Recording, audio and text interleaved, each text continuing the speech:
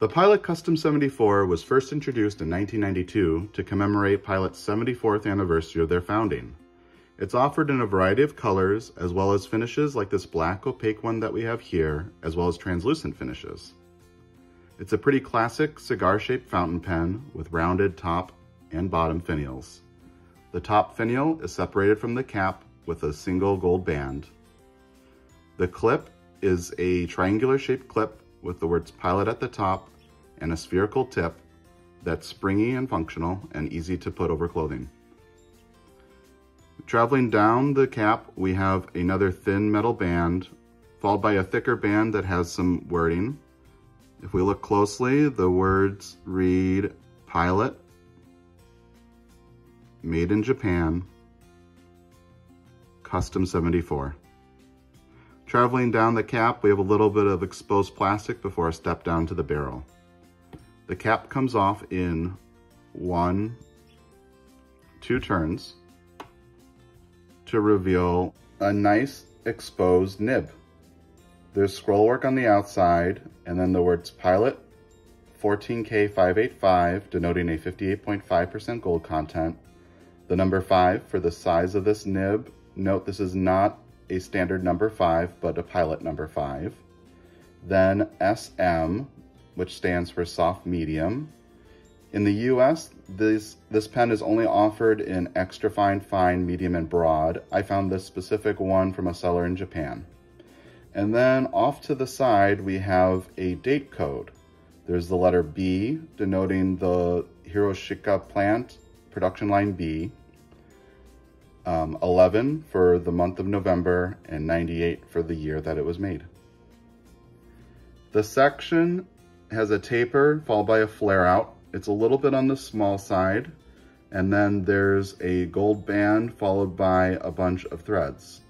The threads are smooth to the touch, and I find I tend to hold the pen right on those threads, which does not bother me in the least. The rest of the barrel is pretty constant in diameter, followed by another gold band, and then the bottom finial. The cap does post securely, not extremely deeply, and I find it does backweight the pen just a hair past the crook of my hand.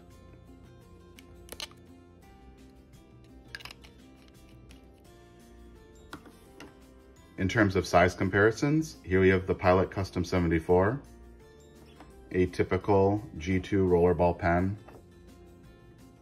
and your standard Sharpie. Disassembling the Pilot Custom 74. Cap unscrews, and the barrel unscrews from the section. Attached to the section, we have a Con 70 converter that pulls right out. The Con 70 converter does hold more ink than the Con 40, but it's not without its design flaws. It's very difficult to disassemble. I've seen online some people can unscrew this back sleeve. Unfortunately, mine just spins freely. So for cleaning purposes, I invert the converter and I run it under hot water, pumping at the bottom in order to get the ink to come out. Another way to do this is also you could take an ink syringe and just inject it with water. If we look closely, there is a rod inside this converter, and on that rod we have a metal agitator followed by a little rubber seal. In order to get that seal to engage with this wall, the converter has to be perfectly vertical. Pushing down on this back button moves a spring-loaded plunger that forces the seal to seal off. What that does is prevent ink from traveling back down the converter. Releasing the plunger disengages that seal and allows ink to travel up.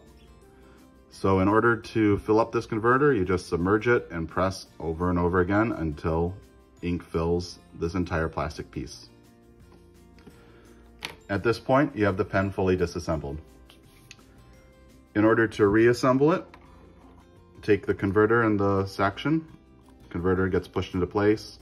Note there is no O-ring at the bottom of this section, so you cannot eyedropper this pen. Barrel screws back on, followed by the cap. Ready to ink up.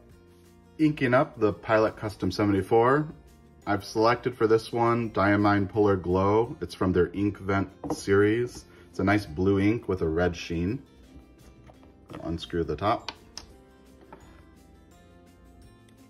Unscrew the cap. And unscrew the back barrel. Submerge the pen into the ink and start pressing the converter.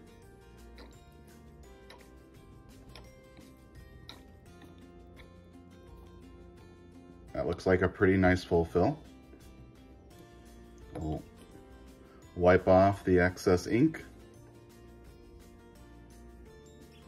Put the cap back on the bottle. Barrel goes back on the pen.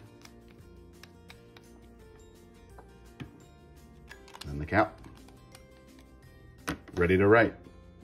Okay, writing with the Pilot Custom 74. Cap unscrews.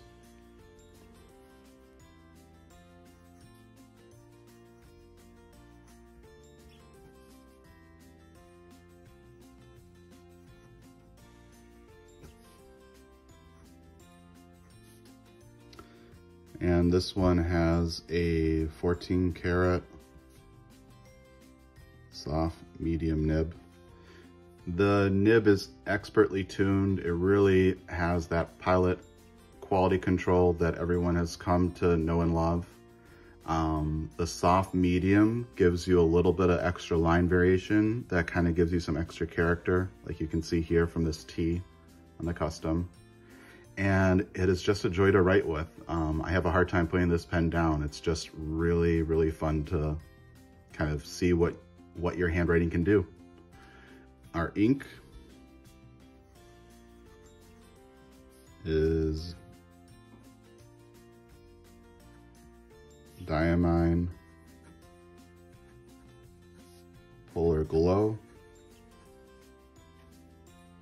And then as for line variation, oops, let me try to do that again.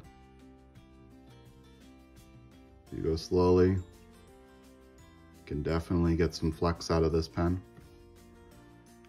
For reverse writing,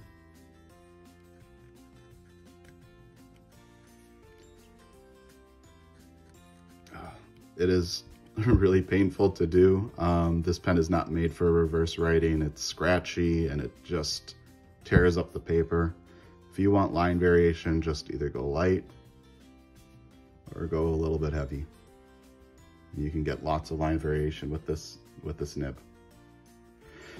So what do I think of the Pilot Custom 74?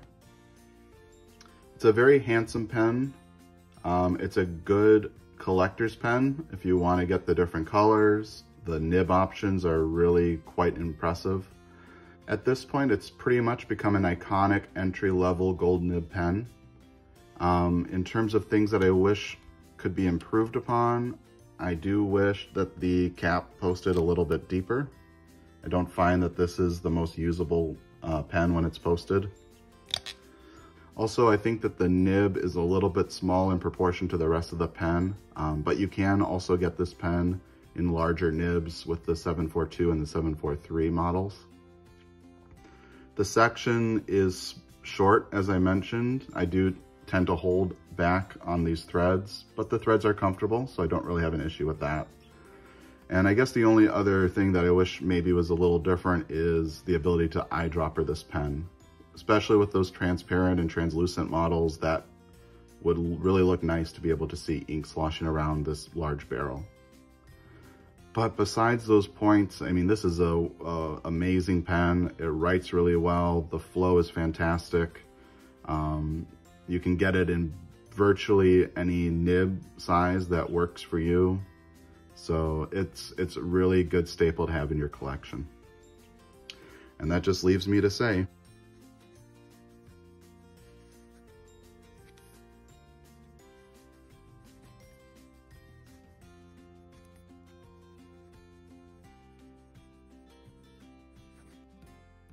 thank you for watching.